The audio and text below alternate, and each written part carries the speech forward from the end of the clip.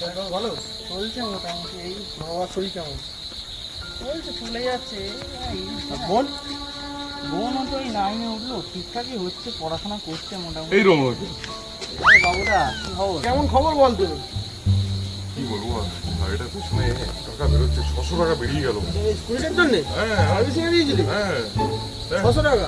ভালো লাগছে না। 600 টাকা কথাটা বলতেই আমার মনে পড়লো। আর ভালো লাগছে 600 টাকা বলতেই মনে পড়লো। আরে শুনে যা, হ্যাঁ এক সপ্তাহ আগে ভাই আমার থেকে কোনো দরকারের জন্য 600 টাকা ধার নিয়েছিল। আচ্ছা সে নিতেই পারে, বন্ধু বান্ধবের ব্যাপার। যাই হোক, সে আমি তার জন্য ওকে বলি না, সে আমার ভাই হয়, আমি জানি ও আমায় ঠিক সময় দিয়ে দেবে। কিন্তু এখন টাকা পয়সার যে অবস্থা, এদিক থেকে ওদিক হলেই তো কত টাকা করে বেরিয়ে না, যাচ্ছে। সে তো একশো। যাই হোক, সে তুই ভাবিস নি, তুই ওসব ভাবিস নি, সময় করে দিলেই হলো। চল চলুন গো বাবুদা। আয় ভাই আয় ভাই আয়। চল। আরে টাকা কোথায়? ও এমনি কথায় এমনি লোকে যেমন বলেছিলাম ভাই, বেরিয়ে গেল। কি আবার এসব নিয়ে ভাবছিস? বিট্টুদা দাঁড়িয়ে আছে যে। হ্যাঁ বলো।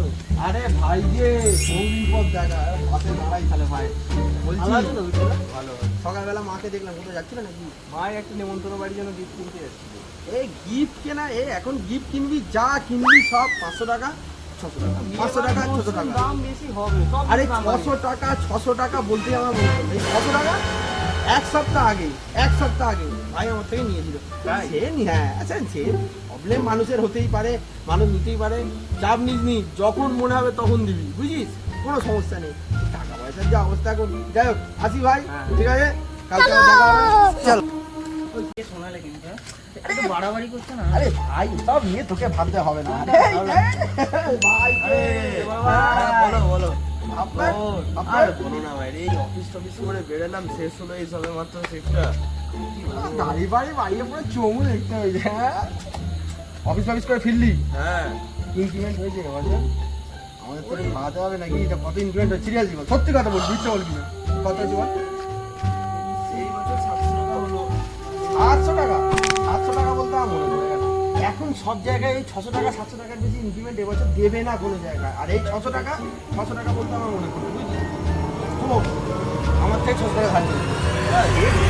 কোনো ব্যাপার না, সে সময় আমার ভাই হয়, ভাই হয়ে 600 টাকা ধার নিয়েছে, কোনো ব্যাপার নয়। আমি বলেছি সময় হলে আমায় দিয়ে দিই, সেটাই। আর এখন কি, এখন টাকা পয়সা সবার যা অবস্থা, কোনো বলা যায় না। সে তুই সময় হলে দিতে শোনো, পারিস। শোনো, তুমি আমায় ক্ষমা করো, বুঝলে বুঝলে তো? তো?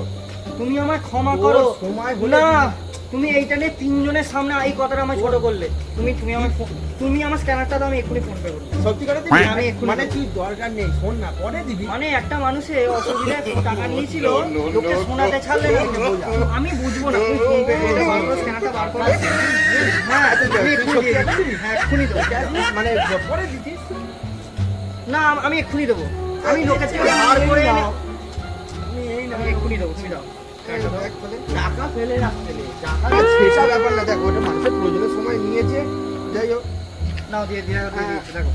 না হ্যাঁ, সে এখন দিলি কেন ভাই? পরে দিতিস, এইটুকু না, তুমি তো শোনাতে ছাড়ছিলে না, না?